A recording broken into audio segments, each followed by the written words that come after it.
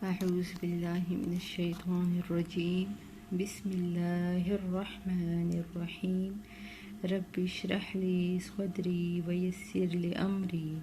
واحلل عقدة من لساني يفقه قولي. اوس به موږ د سوره بقره 89 نمبر آیات په وایو. بسم الله الرحمن الرحیم. ولما او هر کله جاءهم چراشی دویتا کتاب من عند الله د طرفه د الله مصدق لما تصدیق کوونکې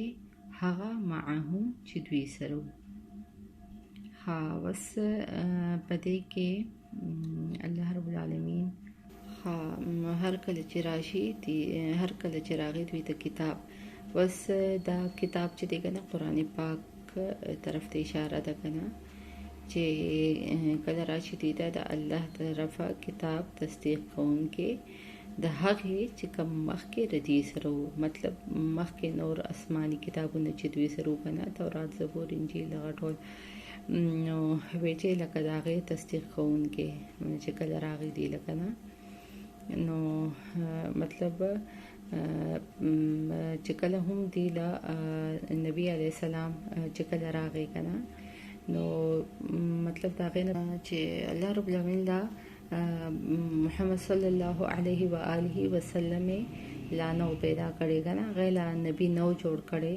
نو اجمنن دی با اول نبی علی السلام چې دی نو هغه به منلو کنه او دا به منل چې هغه باندې با قرآن پاک نازلېږي. نو دا نو په دغه وخت کې یو ډله به یو نه دوه ډلې وې کنه يهوديانو او بل وو د عرب مشرکان کنه چې هغه مخکې لکه په شرک کې مبتلا و کنه ردینه د رسول الله صلی الله علیه و آله وسلم دراتلو نه مخکې کنه نو دا يهوديان چې دي نو دوی خو به ځان ته لکه ډېر غټ ایمان وي کنه دوی خو چې موږ سره تورات ته موږ خو اهل کتاب یو کنه او دوی به د عربو مشرکان ته به وي لکه دوی په مس کې ډېرې زیاتې جګړې وي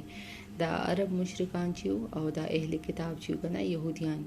دي چې نو دوی په مس کې ډېرې زیاتې جګړې وي نو د يهوديانو به دغه ته وي دا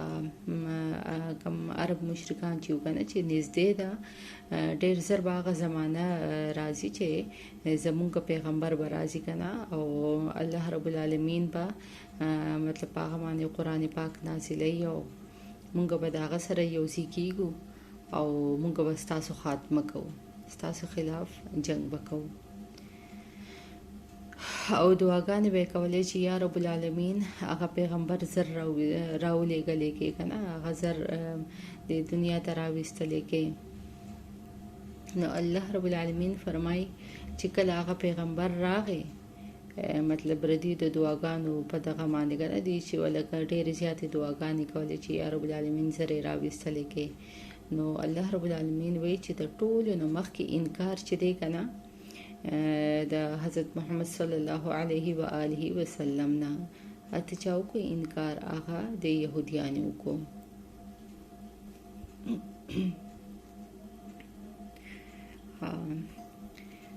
وکانو او هوتوی من قبل مخکر دینا یستفتحون چې طلب د فتح کولو علی الذین فاغ خلق معنی کفرو چې سو کافرانو چې کفر کړو کنه دا لکه چې د عرب کم مشرکان چې کنه دی باندې ویل خپل ځان دغه کولو چې زمونږ پیغمبر برازي او مونږ به لکه داغي سره یوځای کیږو تاسو باندې په مونږ دغه کوو مطلب تاسو به مونږ ختمه او تاسو خاتمه وکړو نو چې کله نبی علی السلام نو راغلی نو دوی هغه هر څه منله کنه چې د سي پیغمبر برازي د الله ته طرف او کتاب په نازل کیږي چې بیا کله راغی نو بس بیا دوی سو کړل نه ټول مخکې انکار شوله فلما پس هر کله جاءهم چراغ دوی ته ما عرفو چې پیژندلو دوی کفرو نو کفر یو کو انکار یو کو به په دې سره لکه دی خو مخکې وی کنه چې لکه نبی علی السلام خو پیژندل او دی خو ویلو په خپل معنی چې څنګه په تورات کې مطلب د نبی علی السلام ذکر راغلی دی هغه برازي قران پاک په نازلېږي نو دی خو پیژندل او بیا دوی چې لکه دغه نه انکار وکړو دغه د احکامات نه انکار وکړو کنه کفر او شرک وکړو فلعنت الله نو پس لعنت د الله علی الکافرین په کافرانو باندې صحیح ده دونه پوره ده صدق الله العظیم فی امان الله